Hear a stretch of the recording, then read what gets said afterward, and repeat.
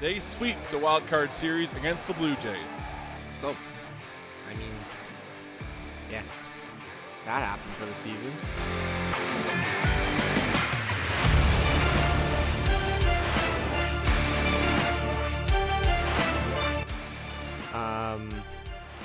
It's been a week now since the Jays got eliminated, and honestly, it's been very depressing. I think, speaking as from a Jays fan, a lot of us wanted more of a postseason, but I mean, it just wasn't meant to be. Yeah, so welcome back to the channel, guys. As you see by the title of the video, it's just going to be my full thoughts, opinions, rant on the Blue Jay season, and just my overview, real opinion on everything that the Jays have done this season. So, unlike my other videos where it's a little more statistical, this is just pure opinion. So sit back, get some popcorn, and let's talk Blue Jays. So if you're new here, make sure you hit that subscribe button. Also drop a like. Yeah, on the road to 500, 600, whatever we're at now. Yeah, so here we go. We'll start with the postseason. Coming into it, I said in the prediction video, I wanted Seattle. I thought Seattle was the better matchup. I was really scared, to be honest, for Tampa just because of how the Jays have handled Tampa in the past. And Tampa's notorious for kicking the Jays' butt. So, yeah, we get the draw that I think we want. We get Seattle. We get it at home, which is huge, I thought. We get our pitching lineup how we want it. We want Manoah game 1, Gausman game 2.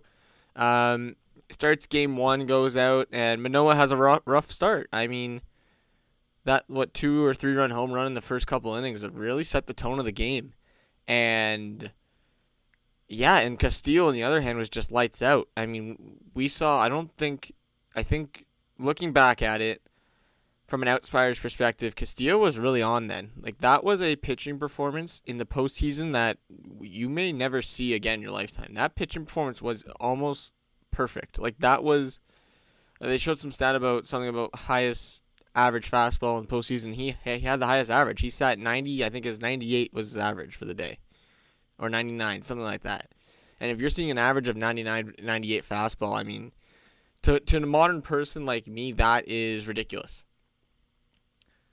So that happens. And then that kind of set the tone. His dominant performance plus that home run in the first really, really deflated the Jays. And the whole stadium, the whole energy of Rogers Center just went out.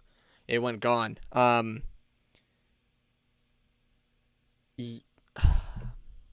Game 2 comes along. Gausman does what Gausman does. He pitches phenomenal.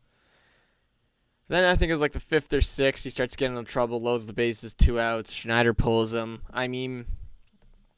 The whole thing after that was, why would you pull Gausman? Blah, blah, blah, blah, blah. You do have to remember, he was reaching 100 pitches almost. It was his 3rd time through the lineup. He just loaded the bases. Would I pull him? Maybe. That's your guy at the end of the day. That's why you're paying him so much money, is to get out of situations like that.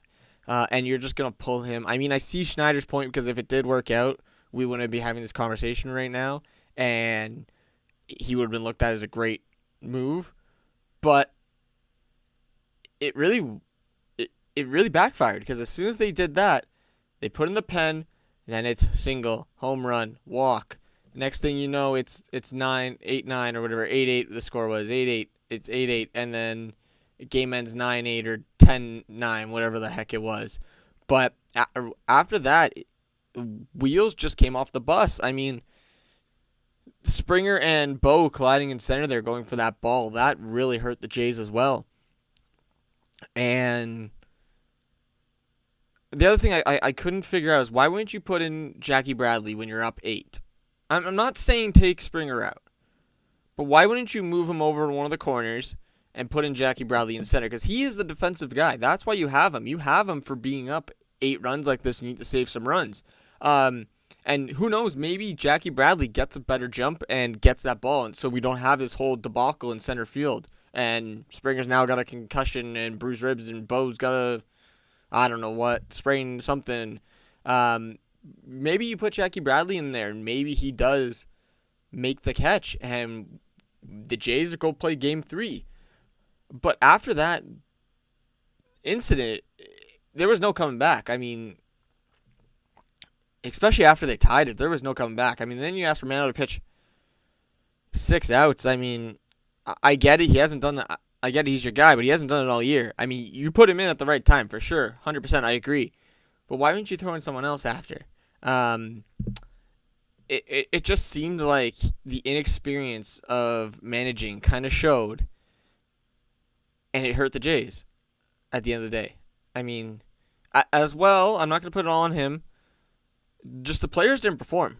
The bats were very, very, very, very, very quiet. Teo came to the plate just game two. I'll be honest, I don't think Vladdy had a good series at all. Bo, I don't think had a good series. Chapman was non-existent in my eyes at the plate. Defensively, he was good.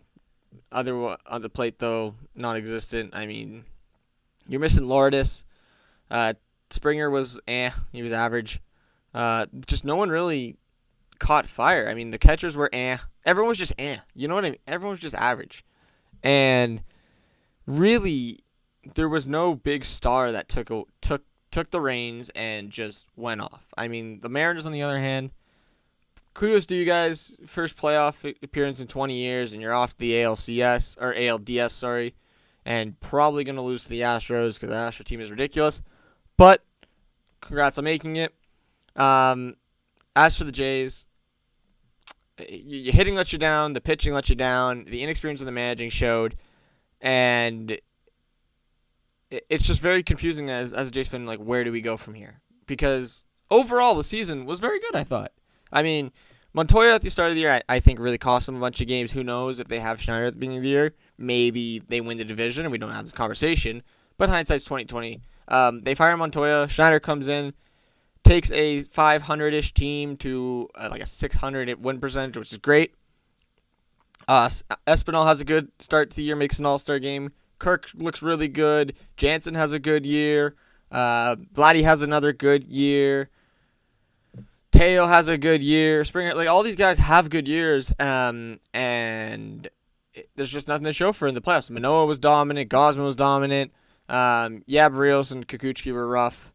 But your bullpen, you make trades at the deadline for some bullpen arms that were very, very good. Don't get me wrong. Zach Pop and Anthony Bass were phenomenal for the Jays, especially down the stretch. I really do like them. I hope they could both come back. I'm not sure if their deals are up. Haven't looked at the offseason stuff, but that'll be a different video, a whole other topic. Still digesting this. But, yeah, you make some good moves. Maybe you're missing a big piece here or there, but you do the moves you got to do. You make the playoffs, which is the big thing, and at the end of the day, just the inexperience really cost us, and it's frustrating. Especially how this year was supposed to be the movie. I guess we're going to have to wait one more year. But with that being said, moving on, I mean, overall, Jay's season, I'll give it a B. If you're grading it, I'll give it a B.